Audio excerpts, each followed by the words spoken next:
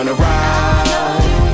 So baby, get with me, 'cause this party goes on all night. You never get this right, 'cause when you're rolling with a G, 'cause this party goes on all night. Hello and good day, everyone. Welcome to the Real Source Podcast, and I'm your host, JD. And today's episode 2, that is, will be discussing if a man is wrongly accused of fathering a child that isn't his, is he allowed to be rewarded his child support that he is given?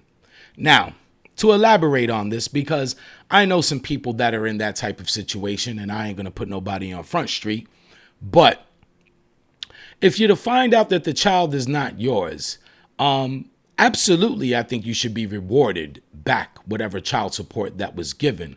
But if you, let's say, you feeling kind of holy, or you have this humanitarian aspect of you of where you still want to provide for that child, because there are instances of people where they find out that the child isn't theirs, but because they created such a bond with this child growing up that they're willing to play the father role and the father figure.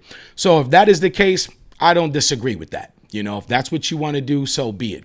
I think it's foul in the sense of where if the woman has multiple partners and she is dealing with different men and she just happens to bestow it upon you, because out of all the men, she knows that you're probably the best one, which also probably means you could be a sucker too, and you got a lot of money. So she's playing off of that, hoping that, she would get some type of, coverage in dealing with the child.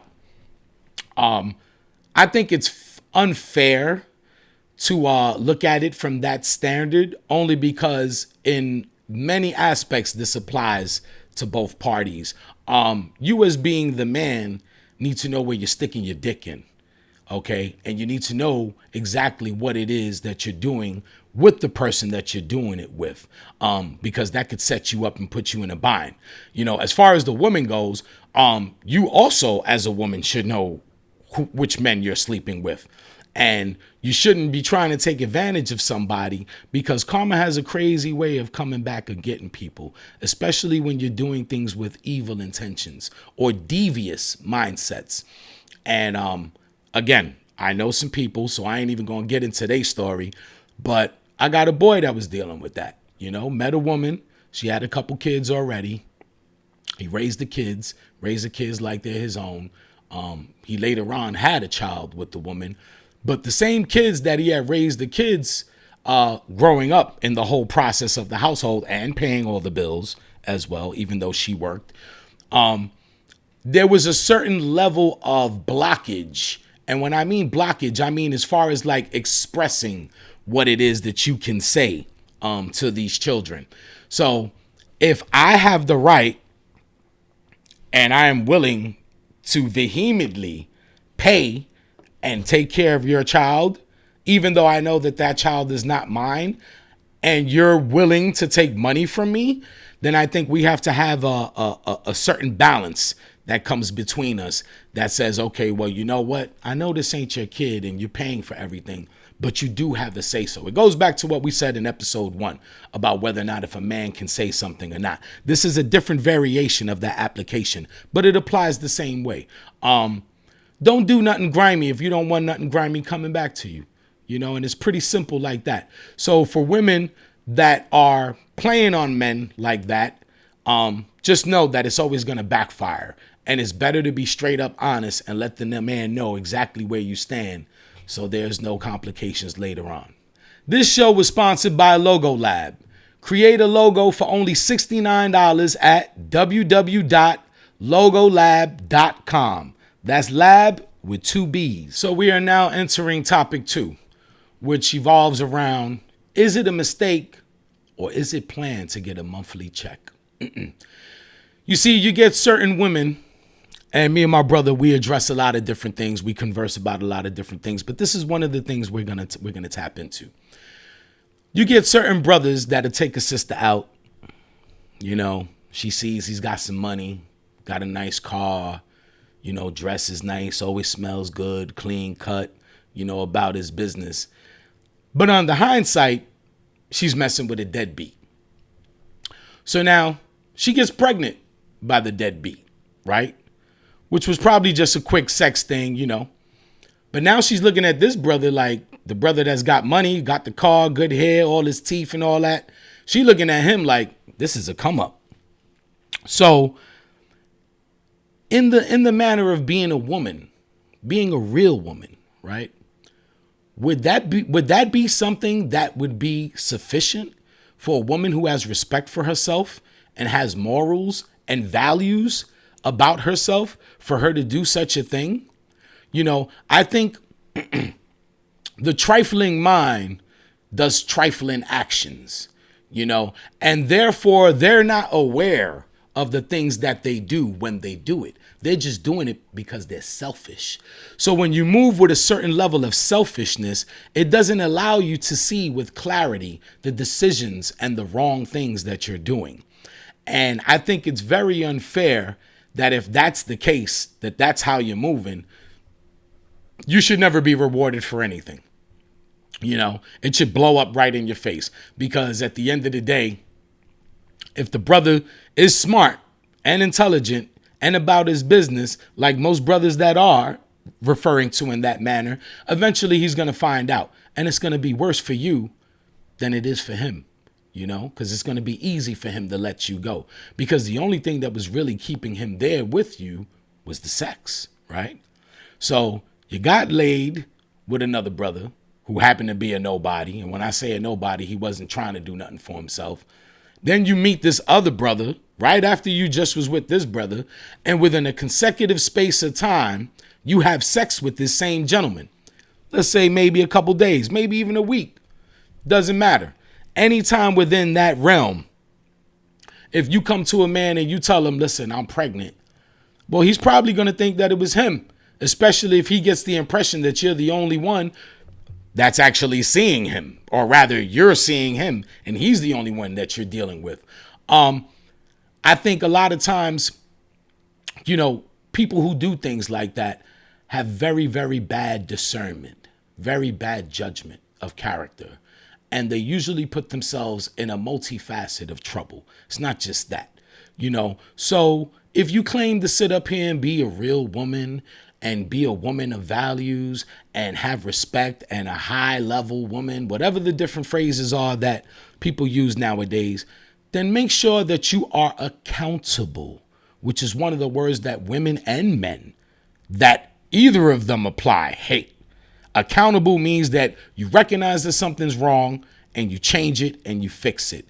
So don't be out there talking about these dudes as deadbeats when that's what all it is that you're attracting. And then when you get a good one, you're trying to put the deadbeats reality onto this brother's reality without this brother even realizing. And now you got him thinking he's living in a fantasy because of the way that you dressed it all up. It's not right.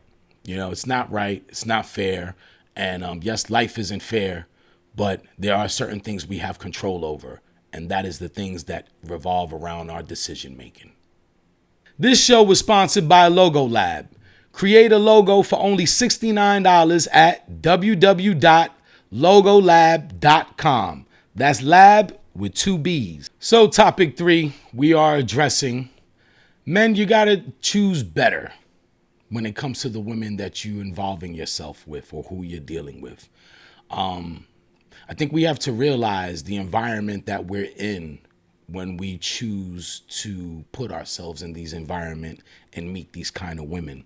The nightlife, hanging out in the bars, always living from event to event. If it's not business related, then be more aware of your surroundings, especially when it comes to the women that are occupying these environments. A lot of us, we're going for the physical look.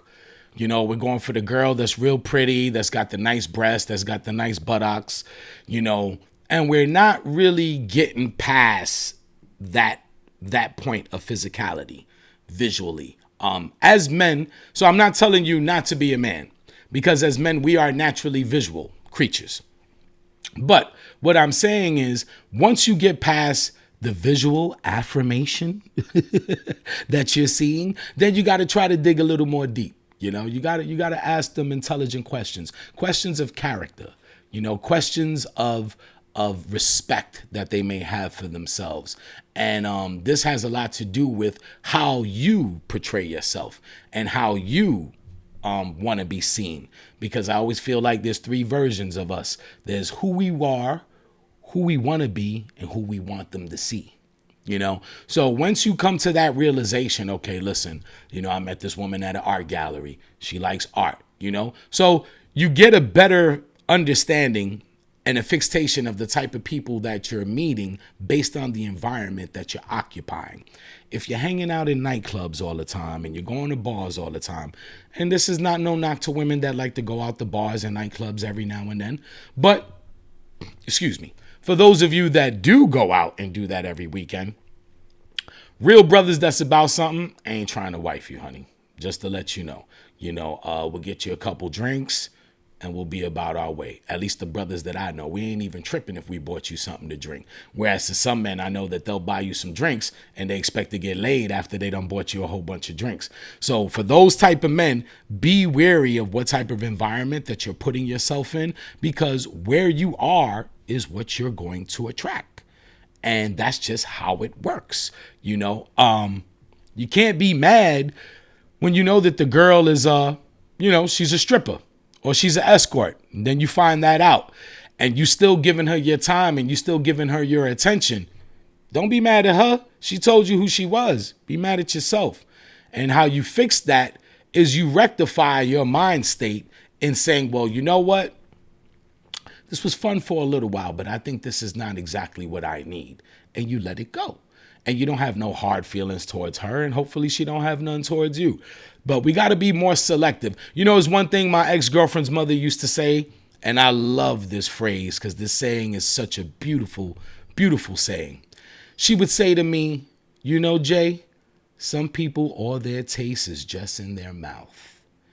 And you might need to think on that in a little bit. But basically what she was saying is some people, they're so physical. They up here. They're not here. They're not in the spirit. So when you're in the spirit, you can feel something and it resonates with you and it sticks with you. Then what comes from that is whatever energy and time and development that you put into it to cultivate whatever form that it is that you're looking to get out of it.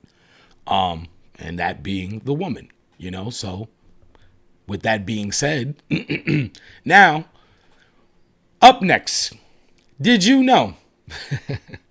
Matter of fact, don't even go anywhere. We'll be right back. This show was sponsored by Logo Lab. Create a logo for only $69 at www.logolab.com. That's lab with 2 B's. Did you know? By the way, by any chance, if you have a home security system, did you know that was created by a black woman of the name of Marie Van Brittan Brown and her husband, Albert L. Brown? Marie Van Brittan Brown was a nurse, and her husband, Albert L. Brown, was an electronics technician. They came up with the patent for the home security system in 1966, and it was then applicable and done in 1969. Thank you for tuning in the Real Source Podcast. I'm your host, JD. If you enjoyed the show, please share with a friend and subscribe to our YouTube, TikTok, Instagram, and Facebook channels. Be well, be kind, and be safe. I'm out. I know you wanna ride, so